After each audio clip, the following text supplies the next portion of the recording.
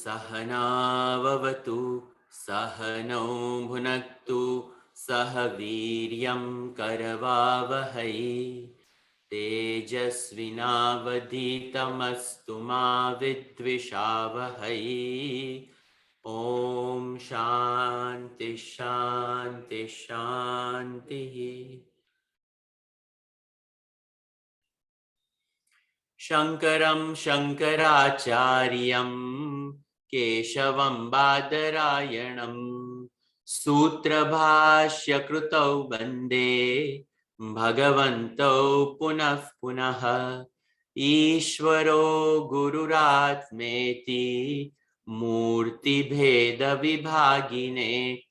व्योमवद्व्याप्तदेहाय दक्षिणामूर्तये नमः।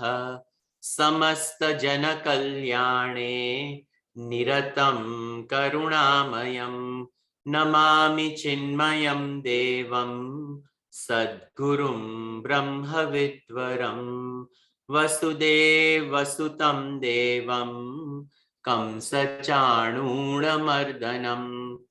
देवकी परमानन्दं कृष्णं वन्दे जगद्गुरुं। मूकं करोति वाचालं पङ्गुं लङ्घयते गिरिं यत्कृपातमहं वन्दे परमानन्दमाधवम्। ॐ श्री कृष्ण परमात्मने नमः।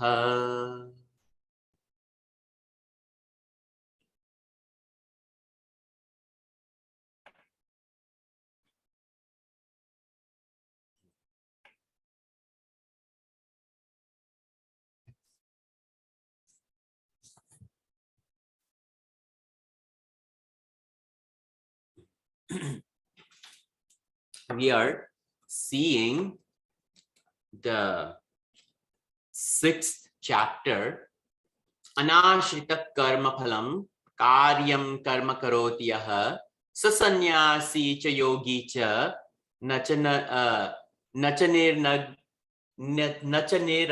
nachakriyah. So Bhagavan, in these first 2 shlokas, Bhagavan sums up karma yoga. And Bhagavan sums up karma yoga by saying that the one who surrenders to the altar of life at work, when we surrender ourselves to the altar of worship and make work into worship, anashritah karma phalam karyam karma karoti yaha. The person does karma without any expectation of fruits, and the person just wakes up as a privilege to serve Bhagavan. Sasannyasi cha yogi cha. Such a person, Bhagavan says, is sannyasi, and such a person, Bhagavan says, is a yogi. And not just the person who has renounced Agni. A sannyasi is supposed to have renounced fire ritual. The fire ritual is renounced by a sannyasi.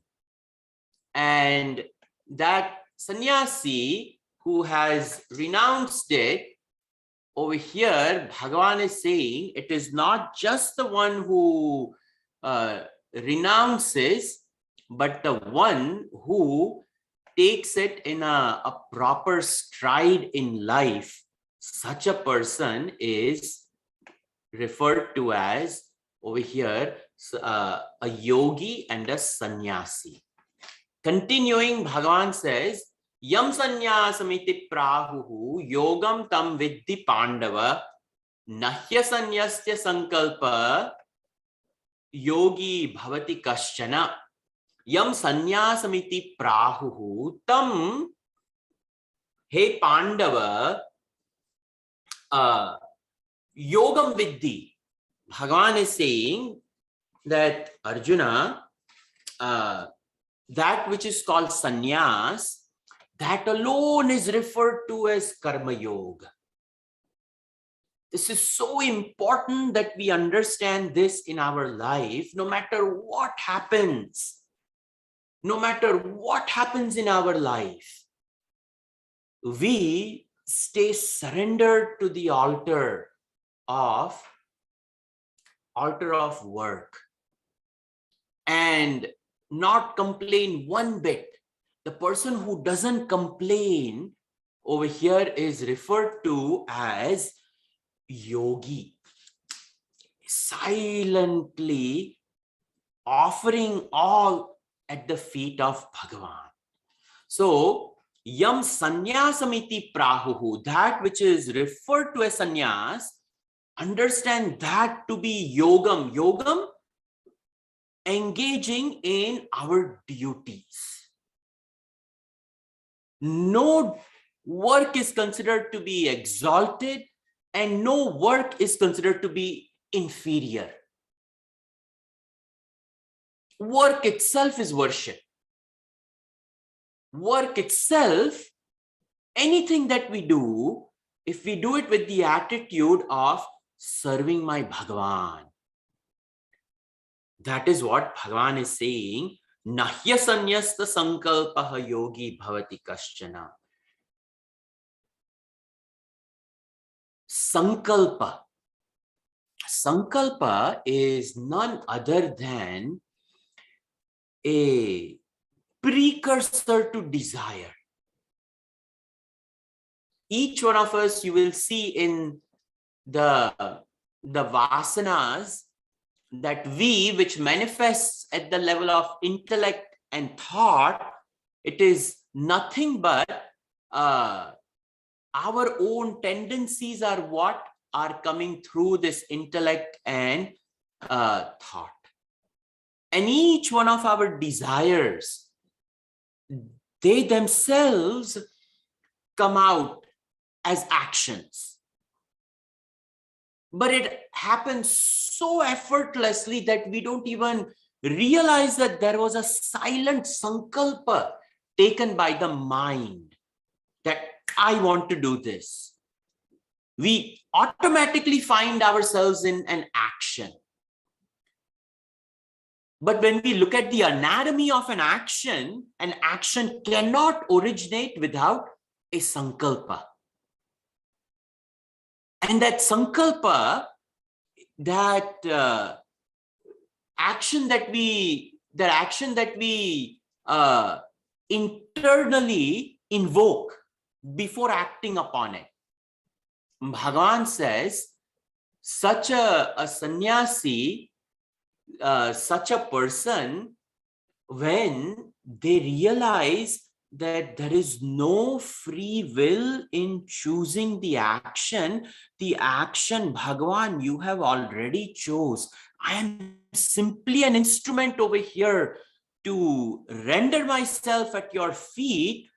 Bhagavan over here refers to such a person, Nahya sanyasta sankalpa, for a person, the one who has not given up sankalpa, such a person doesn't become a yogi until then. A true karma yogi is when we renounce even sankalpa. Some people, they go to do volunteer work, but when they arrive to do volunteer work, they say, oh, I won't do this, I will do this. There is a sankalpa then. To say in a volunteer work that I will do this, but I will not do this, then it cannot be a volunteer work. So what Bhagavan is saying is, in our daily living, learn to relinquish sankalpa. Agate swagatam. Whatever comes, welcome it. And when such a mind dawns, where as the sun rises, the mind rises happily from the bed and says, Ishwar, I'm willing to do everything. Such a person need not wear an ochre robe, Bhagavan says such a person is not a sannyasi, he's a yogi. Yogi is a title given to someone who has mastered the mind. And the only way we can master our mind is when we master our desires. And we cannot master desires until we give up sankalpas. And this is what Bhagavan is saying.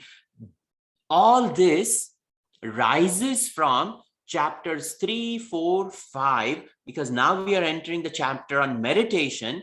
Meditation truly happens when a person is ready to metamorphose from Nara to Deva.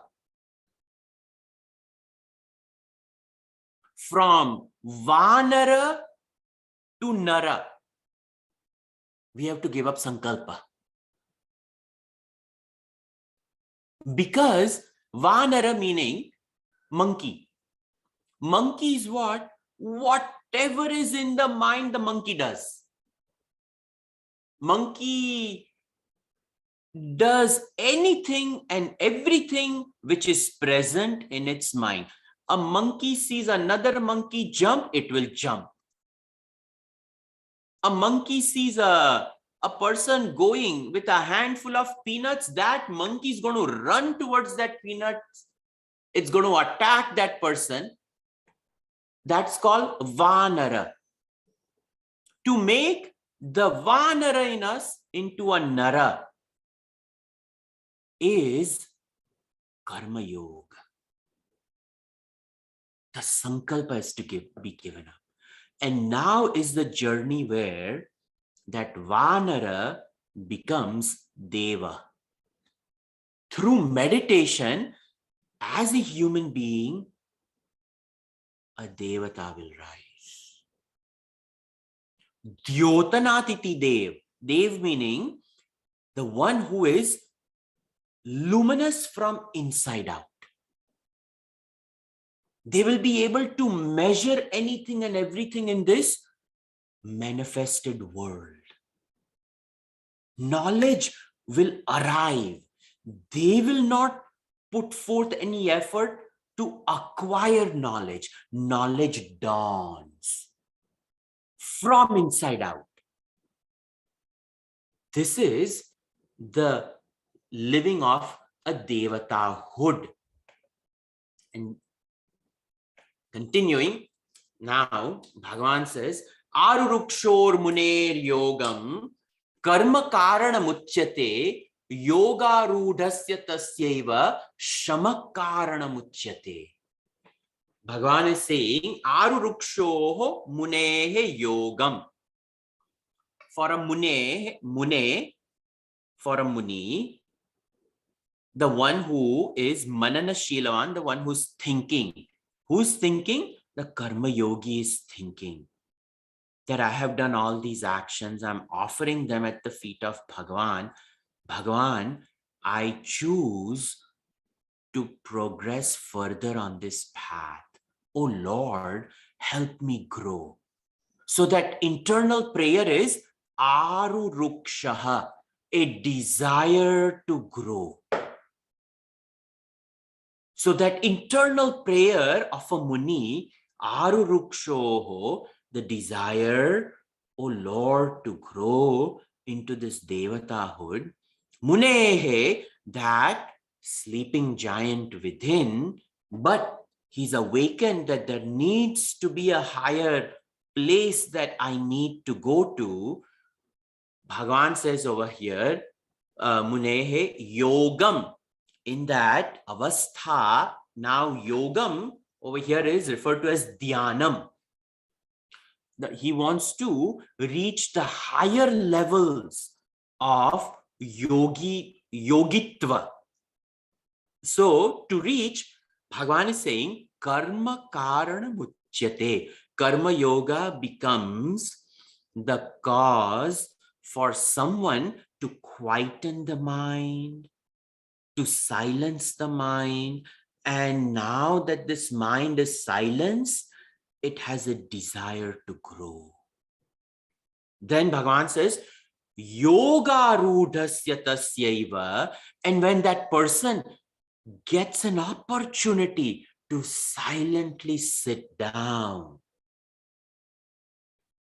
and when that person is sitting down in the seat of meditation, that is called yoga rudhastha. Sitting down in the yogic posture of meditation, shamaha karanamuchyate. What keeps the person in the seat of meditation? The silenced mind. Shama becomes the cause of keeping the person there. That means the quality necessary for us to meditate is the silent mind. What Bhagavan is indicating is, may the mind be silent. Without a silent mind, a person cannot meditate. I gave an example some time ago. Somebody approached me and, Swamiji, I want to meditate. And they are going through very difficult marital situation. We cannot meditate during those times, because mind itself is so, the minute we sit down, we will twitch because this is what I should have said. This is what I did not say. This is what I'm going to do. This is what we will meditate on, and it's natural. It is natural. Anybody who's going through difficult times and they say, let me sit down for meditation, we cannot meditate. So if the mind is agitated, what we have to do is sit in front of an altar, whoever it may be, a photo of Rama, Krishna, Devi, whoever you want, you can keep that. Look at that picture. Eyes should be open and loudly we should chant the mantra. This will help silence the mind. Om Namah Shivaya, Om Namah Shivaya, Om Namah Shivaya, Om Namah Shivaya, Om Namah Shivaya. The minute we close the eyes, the mouth is saying Om Namah Shivaya, Om Namah Shivaya, but the mind is battling inside with the situations that we are going through, So the eyes have to be open. Look at Shiva. Let the mouth speak Om Namah Shivaya, Om Namah Shivaya. Automatically, it will silence. And one may have to do this for about a year and a half. It depends upon the gravity of the situation that one goes through. And once the mind is silent and we accept life situations, whatever difficulties, okay, Lord, I will go through it. It may be painful situations, but we come to something known as acceptance. I have accepted. That acceptance is karma karana muchyate. Now, karma yoga is working. Now when that person sits down, silently they can chant Om Namah Shivaya, and in the mind Om Namah Shivaya will be chanted, and the picture of Lord Shiva will also be there.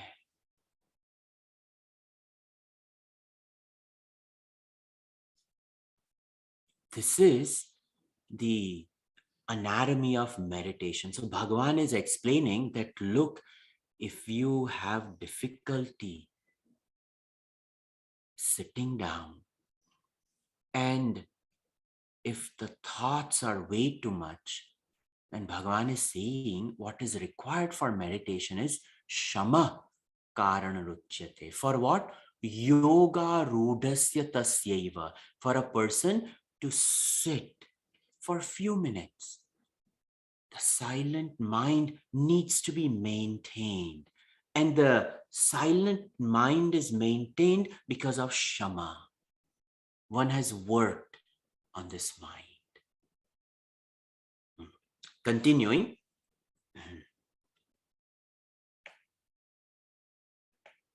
Next shloka, Bhagavan is saying, Yada hinendriyartheshu na karma swanushajjate sarva sankalpa sannyasi yoga rudhastadochyate. Yoga Rudh was mentioned in the last shloka. The previous shloka said Yoga Rudhasya tasyaiva Shamaha Karanamuchyate. The silent mind becomes the cause of the person to sit for a few minutes in meditation. Now, what is said to be Yoga Rudh? So that is now defined. So very clear picture of meditation will be painted in this chapter. So what Bhagavan is saying here is Yada Hiri Indriya Artheshu. When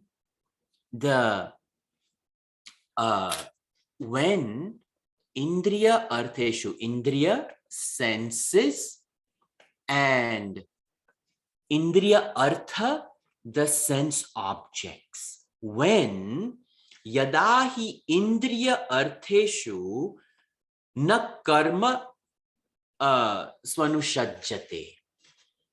The sense organs are disturbed by their respective sense objects. But when the senses in the seat of meditation do not go out and graze in the fertile field of sense objects, physically sense objects are not present, but the mind is easily capable of fetching them because of desires and roaming about in the field of sense objects. So when over here, when a man is not attached to the sense objects, meaning when the person is sitting down, the mind is silent and the mind does not have any inclination to go and jump in the fertile fields of sense objects. Bhagavan says over here, such a person, sarva sankalpa sannyasi. When will mind not venture about in the field of sense objects? When there are no desires. So Bhagavan is saying, the senses are present. The sense objects are present. The mind is present. All three things are there. And yet, the mind does not invoke the senses to go towards the sense objects. It is at that time, due to absence of sankalpa, a person will remain in the seat of meditation.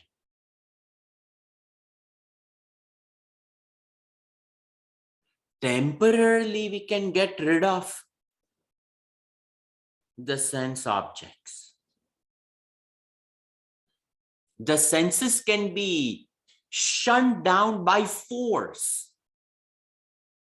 But over here, Bhagavan is saying senses are there. Mind is there. sense objects are there. And yet, that mind does not invoke the senses to go to the sense objects. The mind remains there. That mind remains there because Sarva Sankalpa Sannyasi. All sankalpas, all precursors to desires have been given up. This is actually a dawn of true happiness. The person is happy just sitting. They are just happy for no apparent reason. Not because kids are all well and home is all paid up and car is running okay and everything is nothing like that. They are just happy. When absolutely no desires are there, it is at that point in time happiness dawns.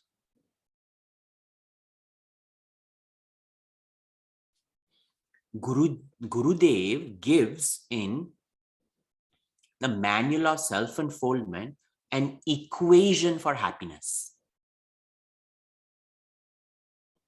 He says, desires fulfilled divided by desires entertained. Desires fulfilled. How many can there be? We can count them. But desires entertained. Oh, in an average person, so many desires. The denominator is so big that no matter what is the numerator, the quotient will be very close to zero.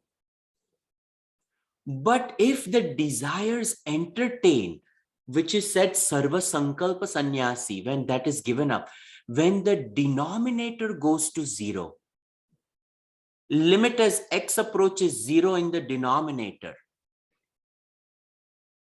this function is going to diverge infinitely. And that is called infinite happiness. Gurudev gets his equation of happiness from here. This is the source of that equation in the Manual of Self-Unfoldment. Sarva Sankalpa Sannyasi. Yoga Rudhastaruchyate. Such a person who has so much happiness. But remember, it is only happiness. His desire is to meet God. That one desire is still, all worldly desires are gone. Mind is silent. But the deep inner desire, it is known as mumukshutvam. The penultimate desire is still there. And because of that, he will continue to sit in that meditation. Because only meditation will take that person to the soaring heights of nirvikalpaka samadhi. Savikalpaka samadhi can be reached by chanting the name of the Lord. But nirvikalpaka samadhi, the equipment has to be diluted out. That has to be done in the Dhyan Magna Avastha. So this is what is saying, that is what Bhagavan is saying over here, that for us to truly take on to the flight of meditation, the sankalpa has to be given up. And when sankalpa is given up, that is when we will be able to rise. Now, the most famous shloka of Bhagavad Gita. There are so many famous shlokas. One of the most popular ones. Uddharedatmanatmanam natmanam avasadayet atmaiva hyatmano bandhuhu atmaiva ripuratmanah. Uddharet atmana atmanam. Atmanam, this lower mind, uddharet, may you come to lift. How? Atmana, by the higher mind. Now, where is the higher mind coming from? See, in the previous shloka, when it is said that when sankalpa is given up, it's the dawn of happiness. That happiness is the higher mind. Because the definition of the higher mind is Sat Chit Anand. The Anand aspect which is allowing us to enjoy the Dhyan avastha. It itself is doped in pure awareness, pure existence. And that existence has a capacity to bless. But the blessing can only happen if there are no desires present. Because if desires are there, it erects a wall between us and the absolute. But now that that wall, the great China wall of desires, it has come down. So the Ishvara is standing right there as pure Ananda Swarup. So allow that Ishvara's grace to lift. Grace has to arrive to help us. Very important. This is the first entry of grace, where it truly allows us to pick us up from the lower to the higher. Uddhare atmanam atmana. And for a person, Gurudev used to say, for a 5 feet, 6 feet tall personality, thousands of feet of Vishwaroop will come over there to pull you. So, uddhare atmanatmanam na atmanam avasadaye. May lift yourself up by your own higher self and do not bring yourself down and don't let yourself come down. Na atmanam avasadayet. Do not allow the lower to be left down there. Do not bring it low. Pull it high. Atmaiva hi atmano bandhuhu. Atmaiva hi atmano bandhuhu. This higher self is a true friend of the lower self. The lower self which has decided to sit for meditation, which has gone in search of Paramatma, giving up all desires, and that higher self standing right there.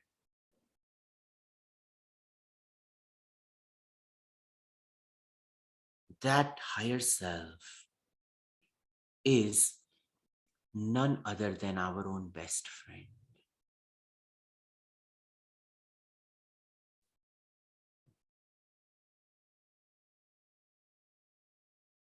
This Pandarinath,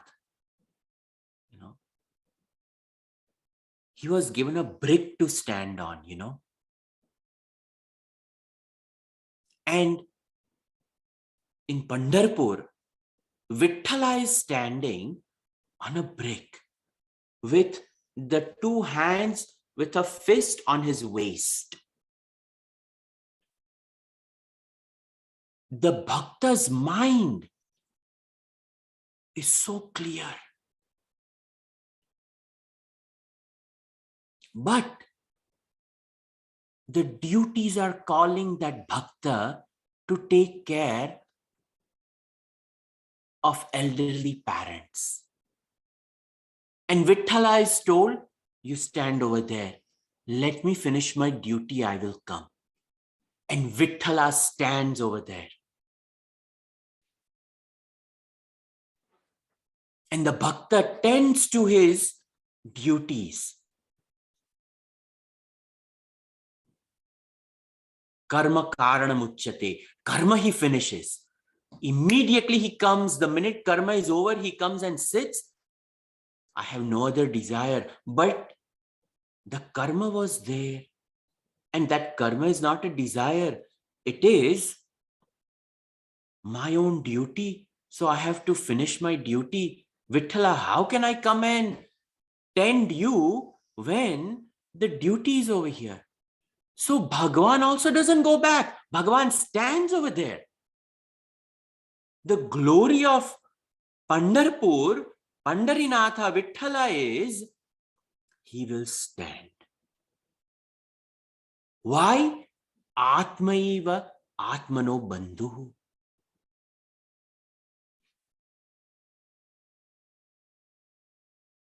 And the bhakta has the faith that my Pandarinatha is going to stand. And he stands. Because he has no other desire except Vithala. Where will Vithala go?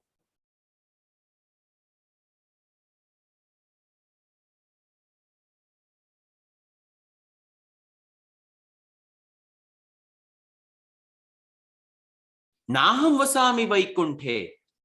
Yatra yatra mad bhakta gayanti tatra tatram vasamyaham. Bhagavan says to Narad Muni that I don't live in Vaikuntha, but wherever my devotee calls me, I am over there.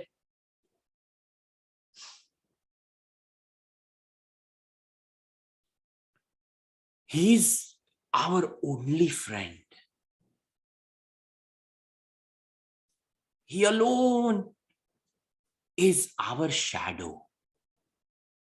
What we don't turn around and look behind us, the faithful shadow following us, that is Vithala. And the bricks are our own feet that he's standing upon. He's created by us. Such a Bhagavan over here, in Bhagavan's words, he's saying, Atmaiva Ripuratmanaha. But if you allow a desire to come between me and you have erected an enemy between us. And that enemy is the China wall that we build between us and Ishvara in terms of desires. We build it and we cannot climb it.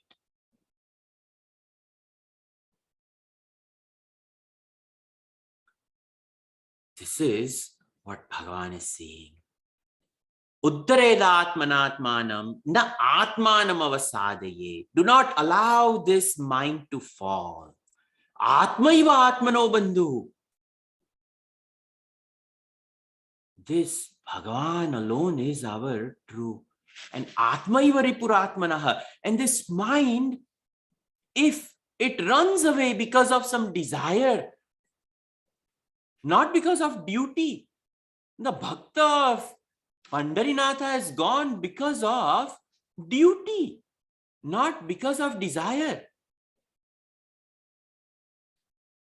When you look at Tukaram,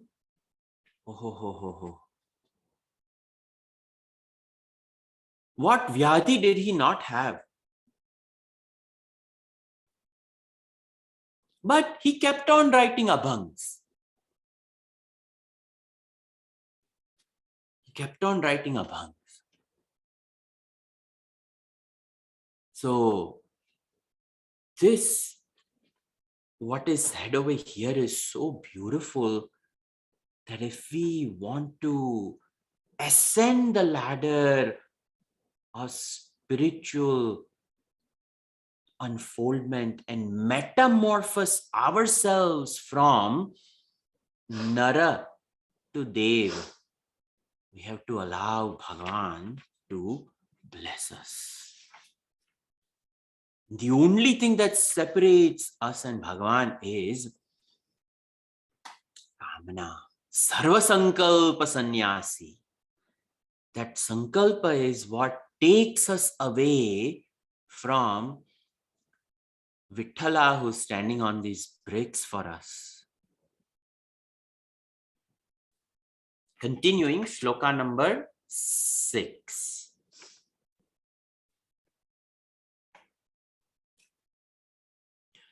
Bandhuratmatmanastasya yenatmaivatmana jitaha anatmanastu shatrutve vartetatmaiva shatruvat.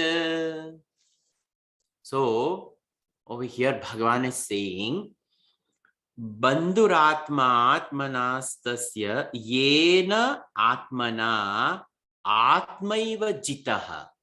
The person, yena, by him, by whom, atmana, by one's own self, one's own lower self, fortified with great amount of courage and atmabal, jitaha, conquered, atmaiva, that mind has been conquered. With strength, the mind has been conquered. For such a person, tasya atmanaha atma bandhu.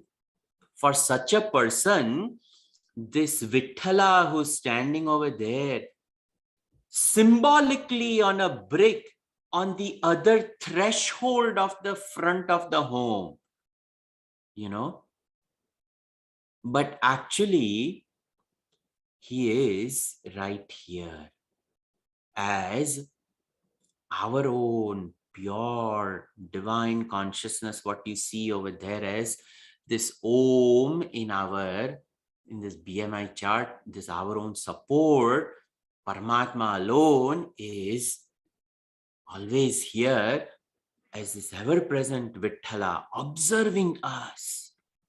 Gurudev used to say, he's tired of standing. He has taken the support of his own two hands and put on the side as fist. You go over there and embrace him. He wants to hug you.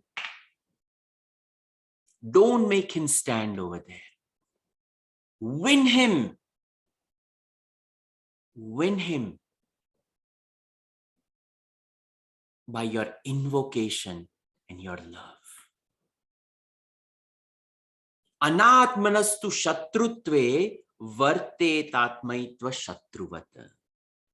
But for that lower mind who has gone on a goose chase of a desire, that desire itself appears as anatma, as shatru, as an enemy, and as a foe, Anatma, this non-self, will destroy our lower self. So this anatmana, this uncontrolled, Gurudev says, the uncontrolled mind running after desires is anatma. That is enough to destroy us. We have the greatest friend with us, and we also have this mind, unconquered mind, also along with us, which is enough to destroy us. But if we conquer this mind of ours, work with ourselves, and we start with very simple steps as karma yoga of just absolute acceptance, working, accepting life at every stage, no matter what comes, learning to make the most out of situations, and slowly, taking this mind on this journey, it relinquishes its individuality, which ascertains the sankalpas in living.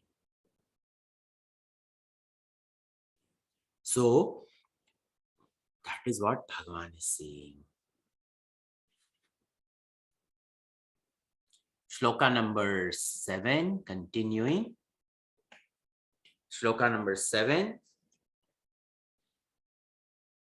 Jitatmanah prashantasya paramatma samahitaha shitoshna sukha dukkheshu tatha manapamanayoho.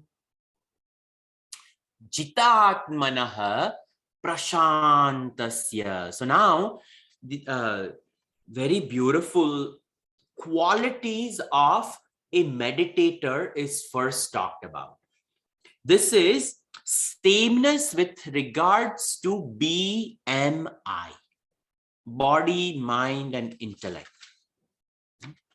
So over here, Jita Atmanaha, the one who has worked with their mind. Jita Atmanaha. The mind is conquered. How is the mind conquered? By brute force? Absolutely not. It's not going to work. Understand, mind is a very, very living entity.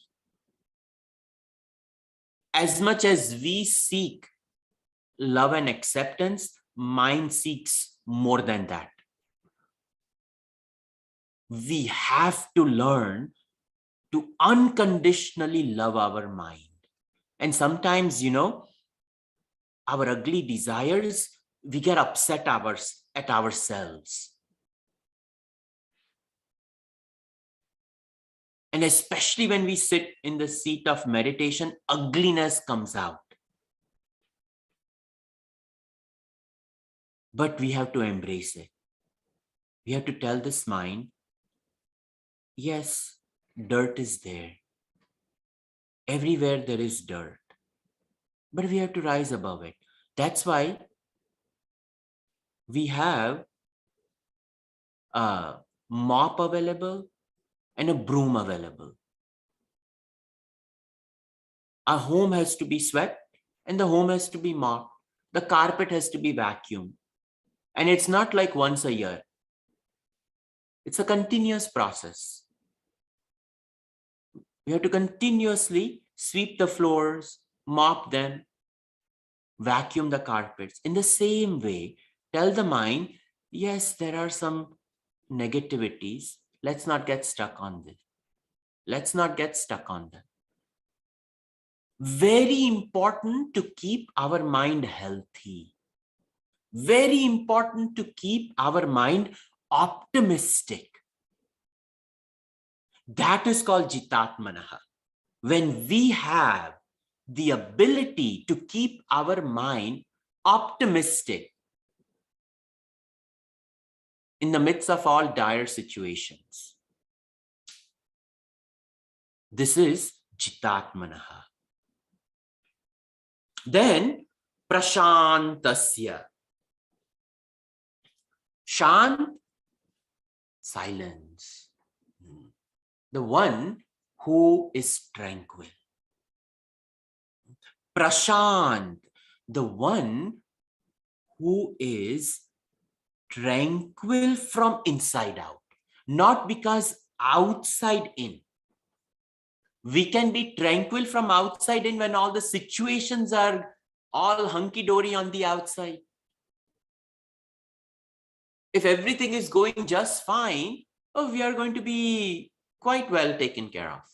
But Prashant is when the inner Shanti radiates out, and it is not a function of how much Shanti is there on the outside. Outside can be a Shanti, but yet we dwell in absolute peace. That is called Prashant, where we allow the peace of the absolute to radiate through our mind. That is called Prashant. So that mind is optimistic. That optimistic mind is trained to be in tranquility all times and radiate it outside. That's why some people, they say, they read auras and say, oh, this person has a good aura. This is called good aura, Not like some colors will come out or something. But tranquility in Tantra Shastra has a higher wavelength. That's all, It penetrates higher and it goes. That's why people used to go and sit in front of Ramana Maharshi ji. He never used to speak much.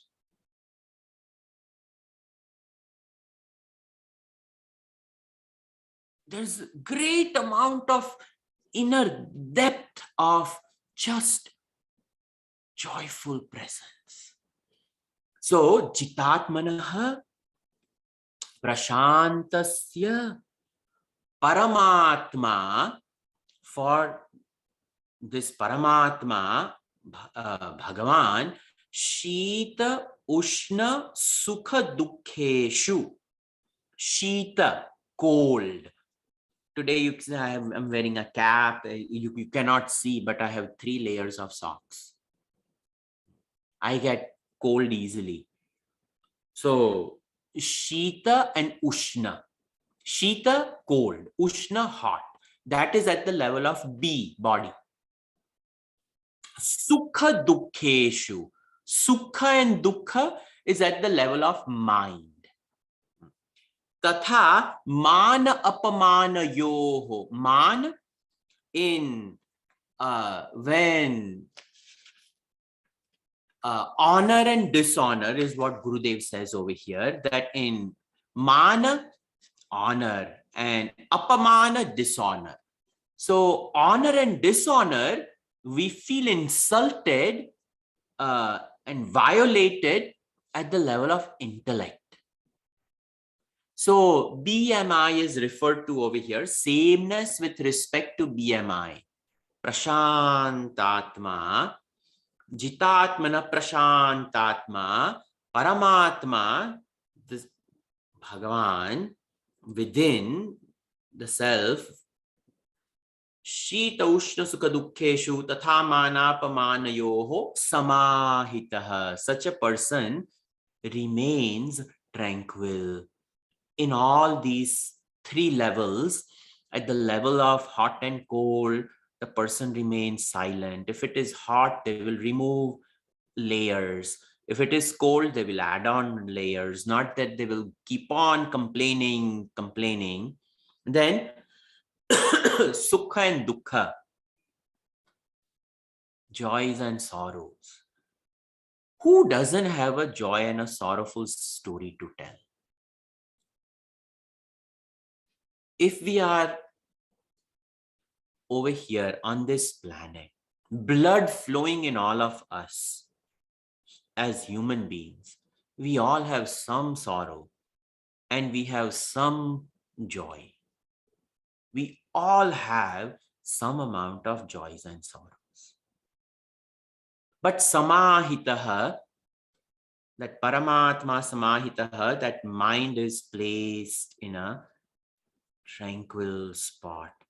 It is not disturbed by heat and cold at the level of body, by joys and sorrows born out of situations at the level of mind. They are not perturbed, and insults thrown by others or praises sung by others, the person takes it in right stride and doesn't inflate themselves.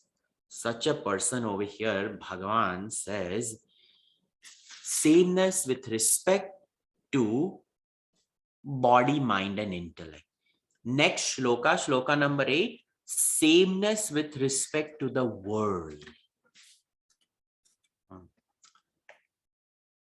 With regards to the world. Jnana vijnana truptatma kutastho vijitendriyaha yukta ityuchyate yogi samaloštashma kanchanaha. We will see this next week. So now sameness with regards to the world around. When all these conditions are met, a person can start their process of Nara into Devata by Dhyan, Prakriya of Dhyan. Sarve bhavantu sukhinah, sarve santu niramayaha, sarve bhadrani pashyantu, ma kaschit dukha bhag bhavet. Om Shanti Shanti Shanti. Harihi Om. Shri Gurubhyo Namaha. Harihi Om.